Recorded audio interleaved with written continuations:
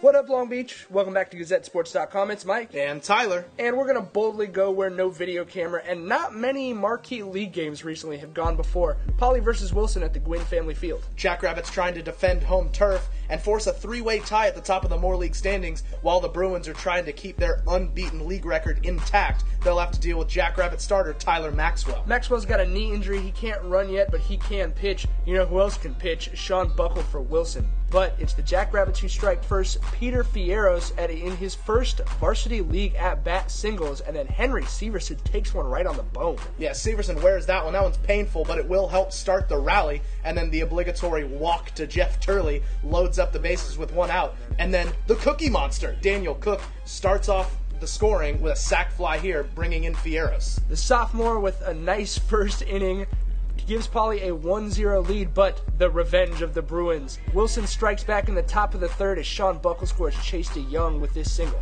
Pitcher helping himself out with the RBI, but here you see the Bruins losing their second runner of the inning at third base. That kills the rally, but the run comes in and the score is tied in the third. After that, both defenses settling in a little bit. Maxwell had 5 Ks. You're looking at 2 of them. Actually, both these guys were looking too, so you can turn the K around. And then you're going to see a nice play from the sophomore second baseman, Julian Griego. Backing up off the infield dirt, falling away, makes the catch, landing on his wallet. But a great job there to back up his pitcher and play some quality D. Nice hit into left field. And here comes the sun, doo-doo-doo-doo. It's all right, Tyler. Don't worry about it. Bo Belko not bothered by the sun out there in left field. Actually, even though we've seen some sun-caused errors in league games at campus sites, neither team bothered by the sun. Nice to see a cleanly played game with so much on the line in this one. Very nice to see. Sun did not play a factor, but walks did play a factor. Here's a couple of Buckle's 5 walks on the afternoon. You see Griego and Elliott Dunn drawing them, and then Chris Castellanos stepping in. Lefty hasn't hit against a lot of lefties, but they're glad they gave him the go today because that stroke of the bat is going to score Griego and Dunn. That's the difference in the game right there. Poly goes up 3-1, and that's going to be the end of the day for Sean Buckle as the closer actually has to come in the middle of the game, Ty Preventure. Some clutch RBIs there from Castellanos, and then Fierros continues his beautiful day. He'll score CC here as the Jackrabbits continue to push in that 4th inning. Yeah, it was a great inning for Poly again with the 2 given away bases at the start of it. Here we're going to see a great sac fly from Severson.